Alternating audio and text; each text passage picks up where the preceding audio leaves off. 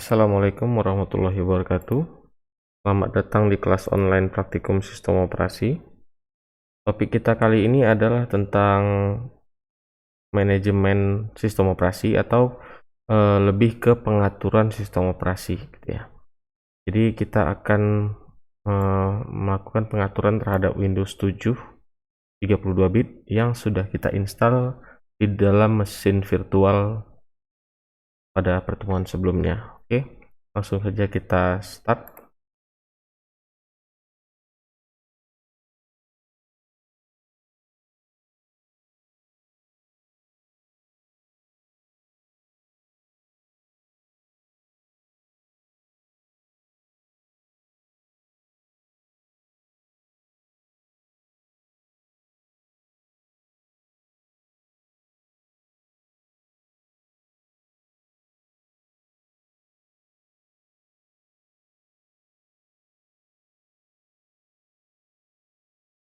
Yes, udah welcome ya.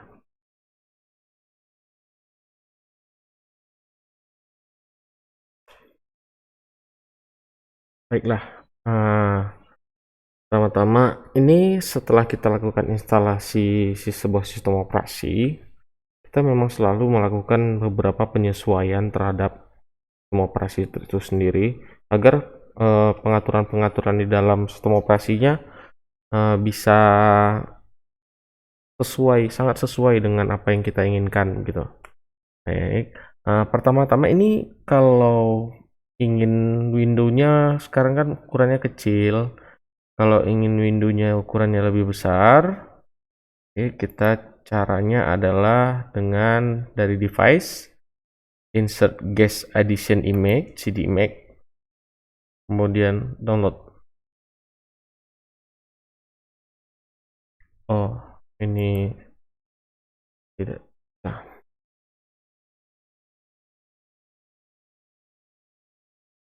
Nah, kalau di uh, sistem operasi hostnya Windows, yaitu langsung gitu ya, karena ini kebetulan hostnya adalah Linux, jadi harus ada editionnya yang harus di download dulu gitu.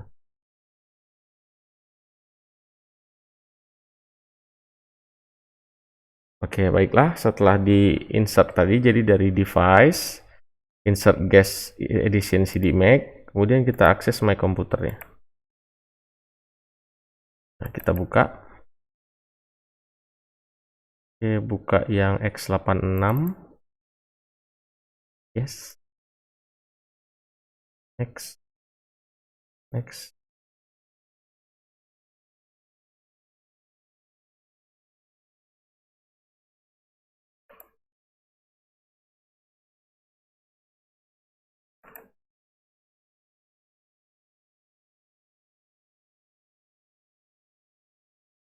Oke, kemarin ini ada peringatan untuk install dari Oracle-nya. Ini always trust aja, kemudian diinstal.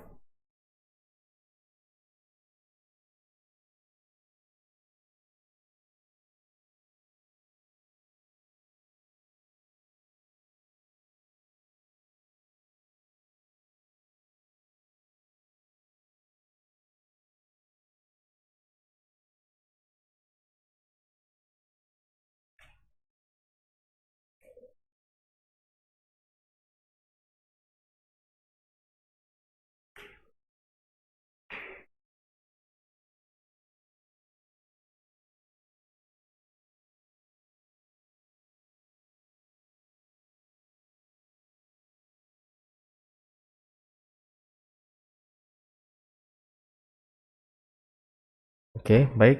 Udah selesai instalasi, langsung kita reboot saja. Jadi supaya nanti langsung gitu hidup. Ini satu monitor langsung full dengan sistem operasi guest-nya. Jadi kita tidak kesulitan mencari. Jadi monitor kita akan seolah-olah dia hidup di dalam komputer ini gitu ya. Kita full screen saja.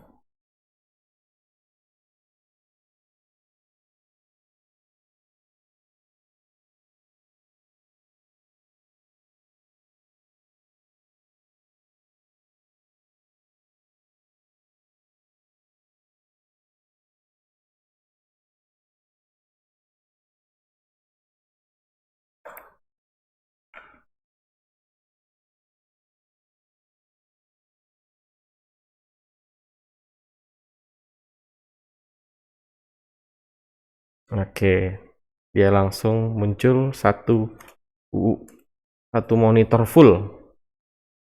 Oke, jadi ini guestnya seolah-olah sudah menjadi host gitu ya, karena dia sudah satu window full. Baik, pertama yang biasa saya lakukan setelah instalasi Windows 7 adalah install Google Chrome-nya. Jadi buka Google,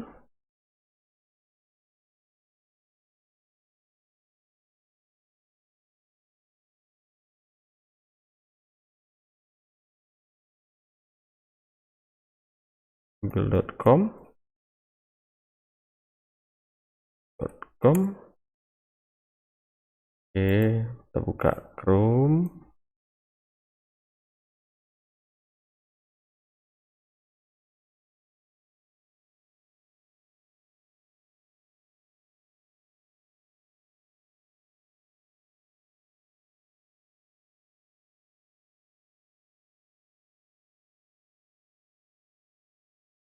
Oke, aduh Chrome.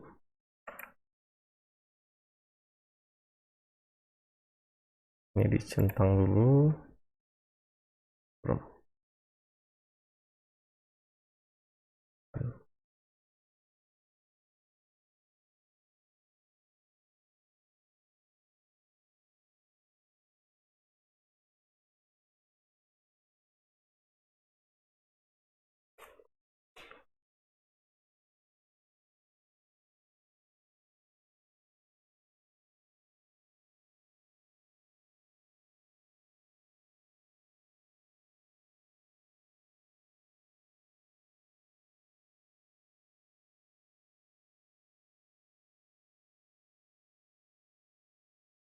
Baiklah, sekarang prosesnya sedang mendownload.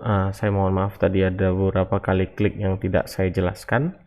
Cukup di yes-yes-kan saja, soalnya tidak perlu terlalu diperhatikan dan tidak ada yang perlu menjadi pengaturan yang lain di situ. Yes-yes saja.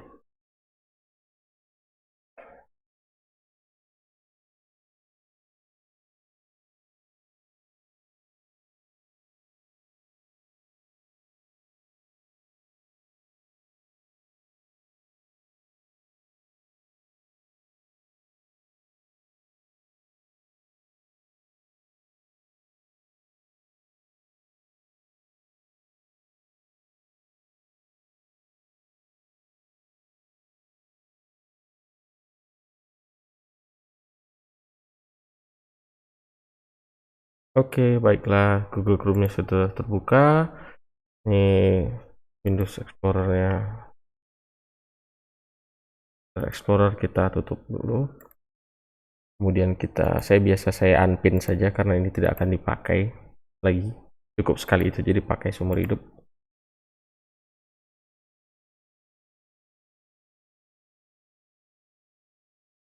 Baiklah.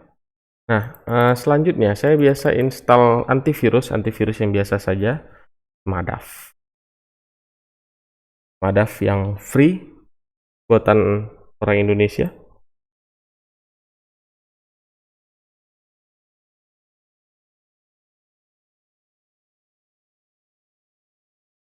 Jadi Smadaf, kalau saya sebenarnya belakangan ini tidak pernah menggunakan antivirus saja, tapi ini hanya sebagai contoh bahwa salah satu pengaturannya adalah melakukan ini. Kenapa tanggalnya pas hari Sabtu tuh, lalu kenapa Smadaf net tidak aman?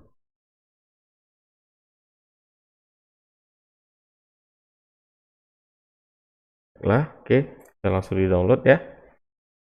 Jadi tadi downloadnya itu diklik yang sebelah sini, ini klik download.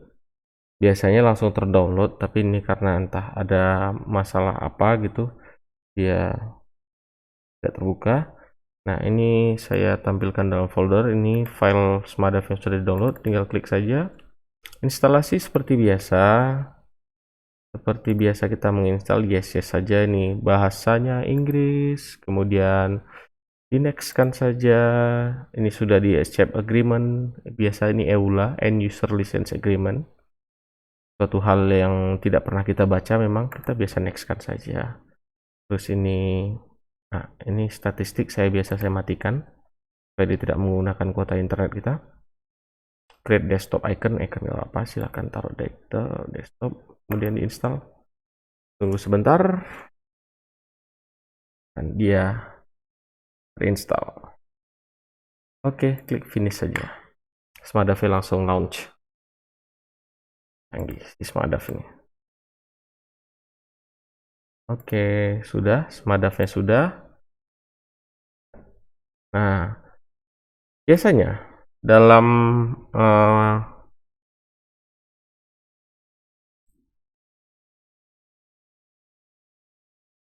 ini saya biasa tidak setujukan karena dia akan mendeteksi sendiri versi dia. Saya biasa update sendiri saja. Biasanya kalau kita setelah menginstal ulang komputer, ya kan, itu kita akan melihat beberapa driver-drivernya.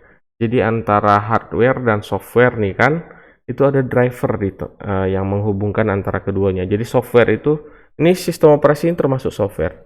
Kemudian hardware itu ada prosesor, ada motherboard gitu kan. Terus ada monitor kita gitu kan.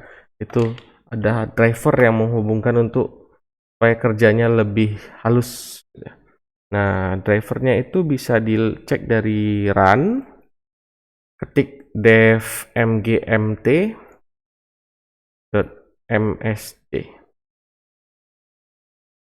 atau bisa juga kalau dari control panel, terus kita ketik aja ini device manager, langsung device manager di sini. Nanti akan terbuka yang ini juga. Klik lagi, buka dia juga kan. Baiklah. Biasanya kalau di dalam sebuah komputer terkadang ada satu atau dua yang masih tanda tanya, tapi kebetulan karena ini device manajernya sudah, ini kan di host, jadi semuanya sudah terdetek, ya standar-standar saja. VirtualBox sudah biasa-biasa saja, tidak ada masalah. Nanti kalau mungkin ada yang masalah sering di network adapters, tinggal diklik, nanti di sini ada tanda tanya, kadang klik kanan, properties, kemudian details, hardware IDS, pilih ini di propertinya, kemudian pilih hardware IDS, kopikan ini, teks yang ini, masukkan ke Google. Langsung search. Nah, di sini kita bisa download drivernya. Atau, nah kalau saya lebih menyarankan kita menggunakan driver resmi, driver yang benar. Jadi kalau contohnya laptop itu download drivernya dari websitenya. Contoh kalau kayak saya laptopnya adalah compact.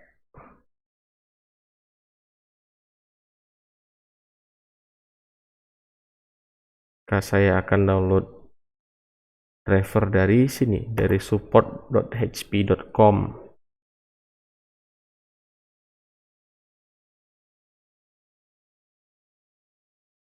Oh, lama. Atau kalau misalnya yang ini tadi kita search ini sudah ada download center Intel. Nah, downloadnya dari Intel saja. Gitu yang lebih pas. Daripada kita pakai device identifier atau apa gitu. Sebenarnya sama saja, driver itu tidak ada bedanya. Hanya saja seandainya dia pada merek yang tertentu, pada merek tersebut dia akan lebih bagus dan lebih ringan gitu biasanya ya. Oke, baiklah. Tadi driver sudah, ini sudah di sini. Nextnya kita akan melakukan pengaturan dari IP address. IP address itu di dalam koneksi internet. Jadi bisa dicek di sebelah kanan bawah. Di bawah sini, di kanan bawah itu ada gambar komputer network internet access. Kalau diklik tengah langsung network internet access. Kemudian diklik kanan, open network and sharing center. Oke. Kemudian change adapter setting sebenarnya bisa dilakukan dengan cara lain. Contoh dari Kontrol panel juga bisa, kemudian kita network dan internet, kemudian kita pilih network and sharing center, change adapter setting, sama saja. Nah, ini langsung sudah kita klik change adapter settings, langsung keluar sini. Nah, biasanya kalau di laptop dia ada wifi ya, tapi karena ini di VirtualBox jadi tidak ada. Kalau kita mau merubah IP address, tinggal klik kanan di sini, klik properties, kemudian kita pakai IP apa? IP v4 atau v6. Yang masih umum digunakan v4-nya, klik 2 kali saja, kemudian silakan pilih di sini mau IP-nya berapa. Nah, IP ini kan mengikuti dari jaringan kita ya. Kalau jaringan kita terhubungnya berapa, tentu kita masukkan di sini berapa, IP address-nya berapa, subnet-nya berapa, kemudian default gateway-nya berapa, DNS servernya berapa. DNS-nya biasa DNS Google 8888 atau 8844. Oke, cukup saya beri contoh. Ini contohnya, misalnya IP address kita adalah 10 14 2 1. Subnetnya 225 0.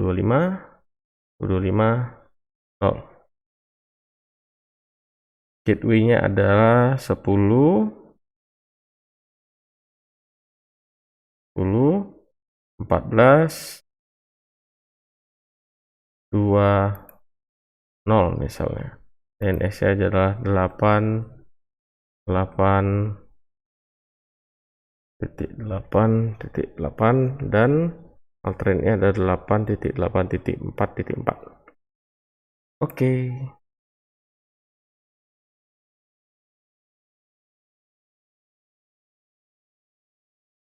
Oh, sorry, kok 225? 255. Oke.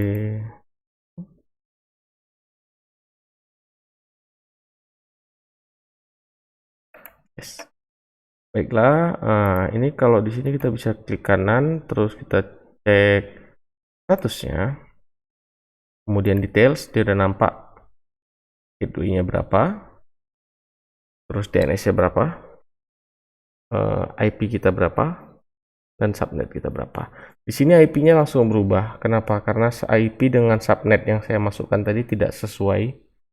Jadi ada aturan subnet.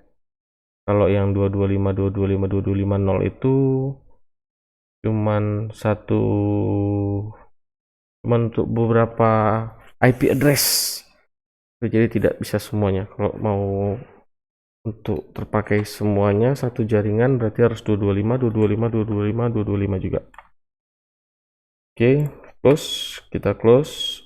Ini kita kembalikan dulu. Cara kembalikannya cukup ke properties lagi, IPv4. Oke, automatic. Oke, kan. Sip. Dan kita tutup saja sampai di sini dulu. Baiklah. Sip. Itu tadi ganti IP address. Next kita mau setting lagi, misalnya kita mau ganti wallpaper.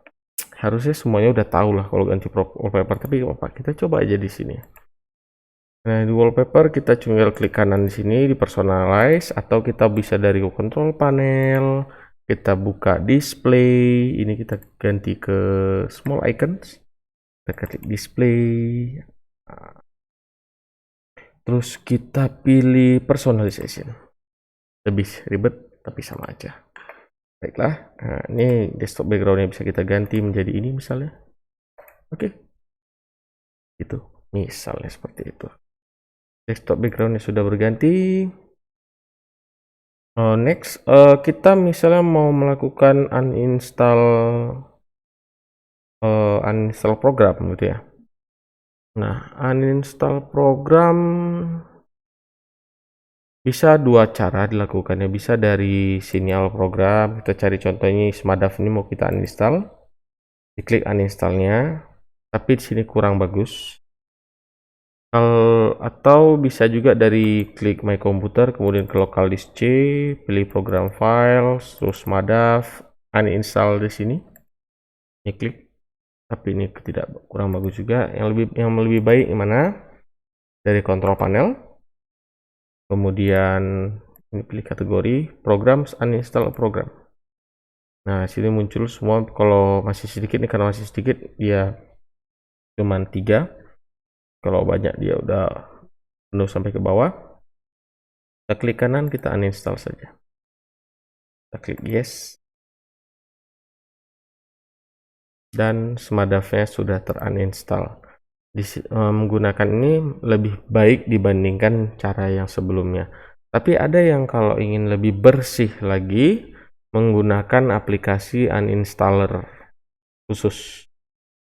Nah, jadi ada beberapa aplikasi untuk melakukan uninstall, dan disitu juga sekalian akan dibersihkan semua data yang terkait aplikasi yang di uninstall tadi. Begitu. Oke, baiklah.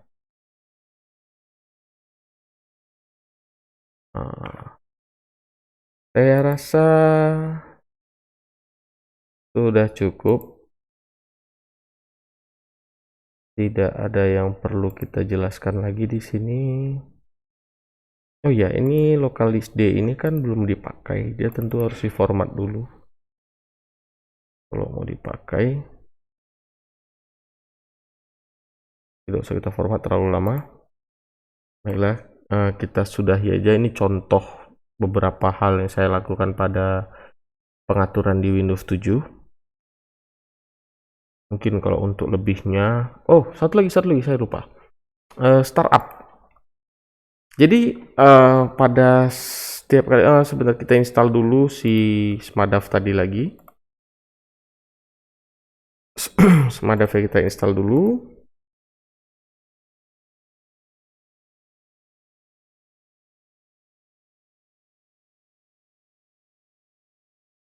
Baiklah, jadi ketika kita menghidupkan laptop, komputer, itu mungkin kadang-kadang teman-teman ngerasa agak lelet gitu ya, agak lambat, agak lama gitu ya.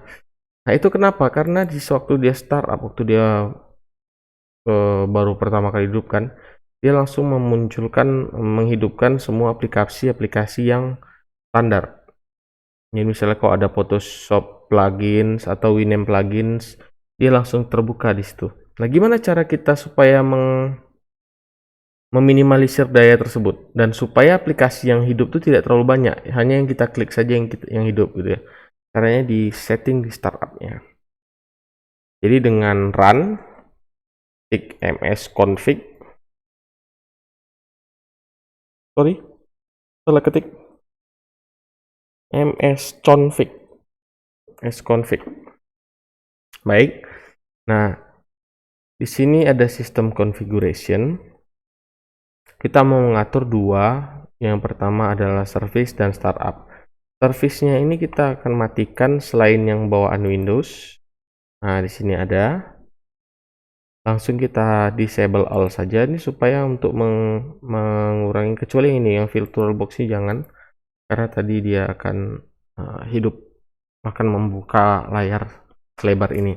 Kalau yang lain Google Chrome ini update apa segala macam, matikan saja, tidak apa-apa. Nanti waktu kita buka Google Chrome-nya dia akan terbuka. Kemudian di startup-nya, di sini kita matikan yang semadafnya. Udah, dua ini saja untuk menghemat daya, untuk menghemat proses dari komputer kita saat startup, saat baru dihidupkan. Dan juga biasanya aplikasi-aplikasi ini tidak akan muncul, tapi jangan sampai salah disable startup, karena contoh kayak ini yang Oracle ini akan kalau di disable nanti dia tidak akan hidup gitu, tidak akan layarnya tidak akan melebar sendiri gitu, jadi dia akan kecil lagi misalnya gitu. Atau mungkin ini kalau yang suka pakai antivirus kali ya, ini kalau dimatikan gini dia nggak akan hidup nanti kalau di restart. Oke, tinggal kita apply, kita oke kan. Ini ada minta restart, coba. Tidak perlu kita restart. Mungkin segitu aja untuk kali ini. Kalau ingin lebih mungkin bisa cari sendiri, bisa googling sendiri, atau memang punya pengalaman sendiri yang lebih tentang pengaturan-pengaturan di sistem operasinya, bisa diterapkan. Baiklah, sekian saja video kali ini. Untuk penjelasan mungkin akan saya sertakan di deskripsi. Baiklah, sekian. Assalamualaikum warahmatullahi wabarakatuh.